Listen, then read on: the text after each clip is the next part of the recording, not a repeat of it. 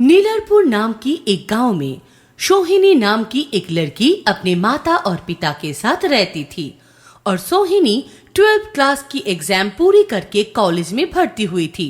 और सोहिनी के पिता सुभाषिस अपनी बेटी से बहुत प्यार करते थे, जिसके वजह से वो सोहिनी को कभी अकेली नहीं छोड़ते थे। कॉलेज में भी उसके पिता उसे छोड़ने आते थे और जिसकी वजह से सोहिनी के क्लासमेट उसे चिढ़ाते थे।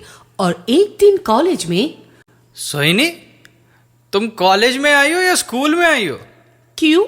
कॉलेज में ही तो आई हूँ, क्या हुआ? नहीं, हमको लगा कि तुम अपने पिता के साथ स्कूल में आई हो। तुम तो अभी भी बच्ची हो ना इसलिए। हाँ, मैं बच्ची हूँ, लेकिन जरूरत नहीं कि हर वक्त बच्चों को ही उसके पिता छोड़ने आए। और एक पिता के सामने उसकी बेटी हमेशा बच्ची ही रहती है। फिर ठीक है हमारी छोटी बच्ची, दूध पीना हो तो बोलना, खरीद के दूंगा। प्लीज तुम लोग मुझे चिढ़ाना बंद करो। मेरे पिताजी मुझसे बहुत प्यार करते हैं, इसीलिए वो मुझे कहीं भी अकेले नहीं छोड़ते हैं। और तुम लोग मुझे चाहे जितना भी चिढ़ा लो, मैं किसी की बातों में नहीं आने वाली। और उसकी क्लास में बैठा हुआ रोहित नाम का एक लड़का सब कुछ सुना और रोहित सब कुछ देख सुन के उसके ऊपर थोड़ा इम्प्रेस हो गया।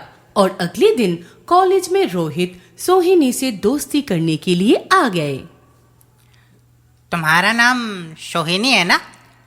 हाँ, मैं सोहिनी हूँ। और तुम? मेरा नाम रोहित है और मैं तुम्हारे क्लास में ही हूँ। ओह अच्छा, फिर तुम भी मुझे चिढ़ाने के लिए आए हो? अरे नहीं, मैं उनमें से नहीं हूँ। मैं कॉलेज में नया हूँ और मेरा कोई दोस्त भी नहीं है, इसलिए मैं तुमसे दोस्ती करने आया हूँ। फिर ठीक है, मैं सोची थी कि तुम भी उनमें से हो।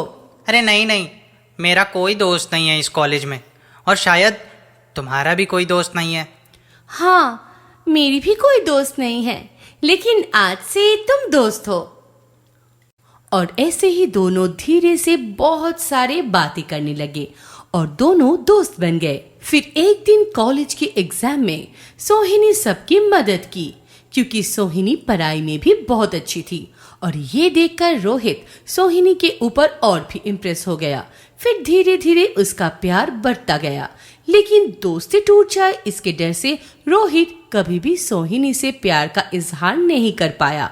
और ऐसे ही कुछ दिनों बाद सुहासिस सोहिनी से पूछा, बेटी, तुम्हारी पढ़ाई कैसी चल रही है? अच्छी ही चल रही है पिताजी। बेटी, तुम्हें किसी भी चीज़ की अगर ज़रूरत हो तो मुझे बोलना, और अपनी पढ़ाई अच्छे से करना, ठीक है? हाँ पिताजी, ठीक है, मैं और भी अच्छे से पढ़ाई करने की कोशिश करूंगी। हाँ बेटा, ठीक है।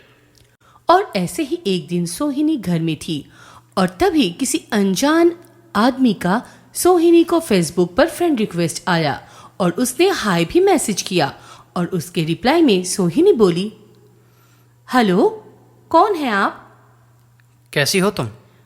हाँ, मैं अच्छी हूँ, लेकिन आप कौन हैं और आप मुझे पहचानते हो क्या?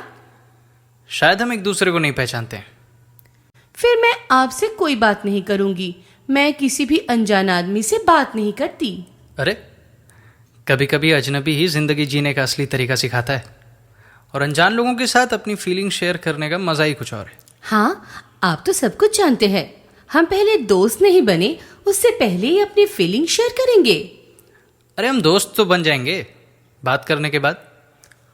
और ये सुन के सोहिनी मन ही मन सोची कि शायद ये सही कह रहे हैं, मेरे माता पिता के अलावा कोई नहीं है अपनी फीलिंग शेयर करने के लिए, और इसे मैं अपनी दोस्त बना लेती हूँ, क्योंकि रोहित के अलावा मेरा और कोई भी दोस्त नहीं है। फिर ये सोच के वो उसे दोस्त कर लेती है और धीरे धीरे एक दूसरे से अपने बारे में सब कुछ शेयर करने लगती है। और ऐसे ही एक दिन कॉलेज की सोशल में, अरे देखो, हमारे कॉलेज की बच्ची बड़ी हो गई, अकेले कॉलेज आई है। मैं अकेली नहीं, मेरे दोस्त रोहित के साथ आई हूँ। अरे अर्पण, बच्ची अभी भी बड़ी नहीं हुई है।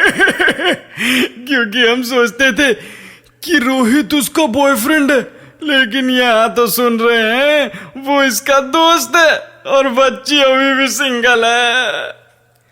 फिर बेचारा रोहित तो सिंगल होगा ना। हाँ, सिंगल लड़की लड़का का दोस्ती, इन दोनों के ऊपर एक स्टोरी बनाई जाए तो कैसा होगा?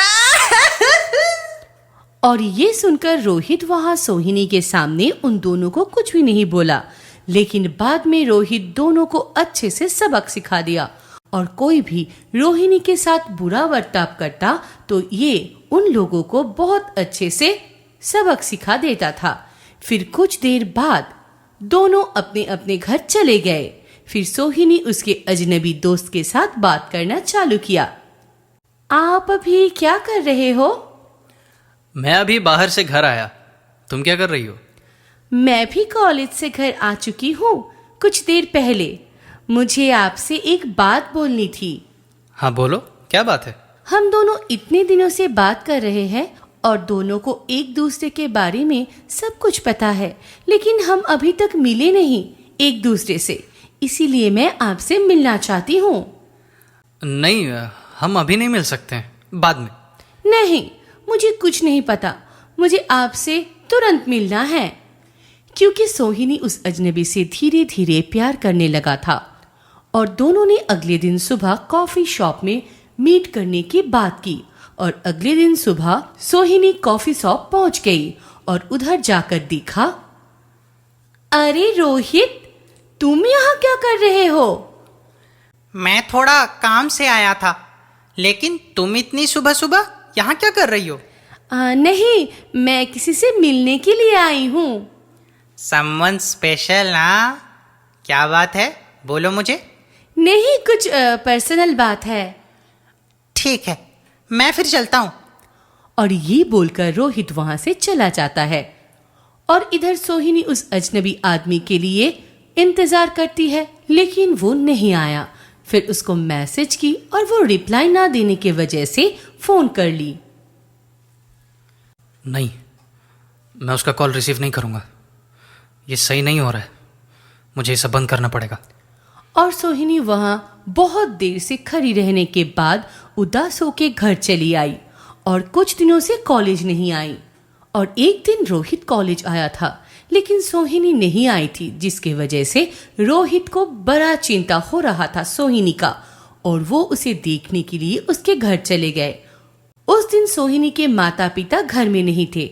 सोहिनी उसे देखकर बोली, रोहित, तुम अचानक इधर?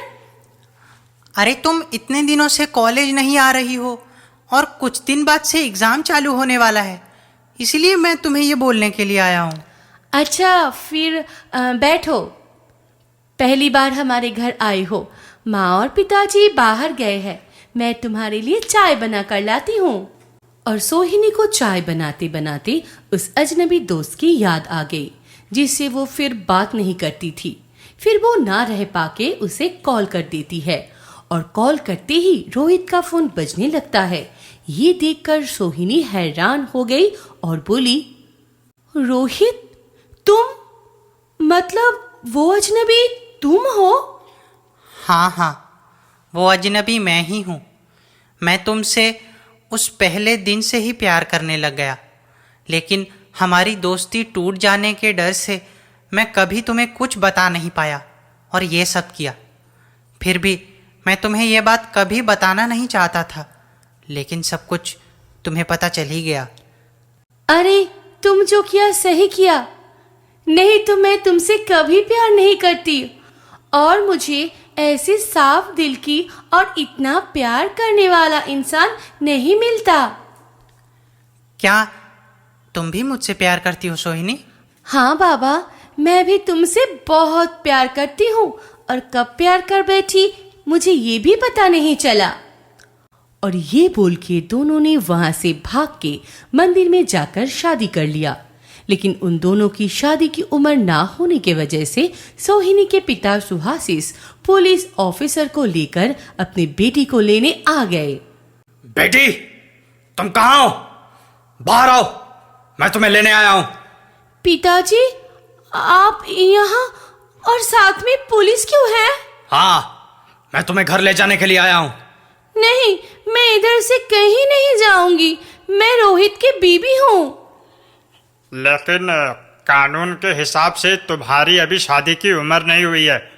तुम अब शादी के लायक नहीं हो और इसके वजह से तुम्हें अपने पिता के साथ अपने घर जाना पड़ेगा। यही मेरा घर है अब से। हम दोनों एक दूसरे से प्यार करते हैं। सर, आप ऐसा मत कीजिए हमारे साथ।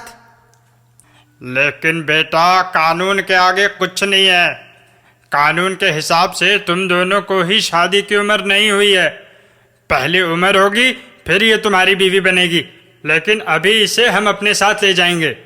और ये बोलकर जबरदस्ती सोहिनी को उसके पिता और कुछ लेडी कांस्टेबल घर लेकर आए। वो बहुत रो रही थी और बोल रही थी, मैं नहीं जाऊंगी रोहित को छोड़कर। रोहित, तुम इन लोगों को रोको। रोहित ऐसा बोलने के बाद भी उसे सबने मिलकर घर ले गए और इधर रोहित भी रोने लगा और ऐसे ही दोनों एक दूसरे से बिछड़ गए। तो दोस्तों, इस कहानी से आप लोगों को क्या पता चलता है कि प्यार करना कोई गलत बात नहीं है, लेकिन हड़बड़ी में शादी करना नहीं चाहिए। उसके लिए शादी की उम्र और शादी का समय की जरूरत होता है।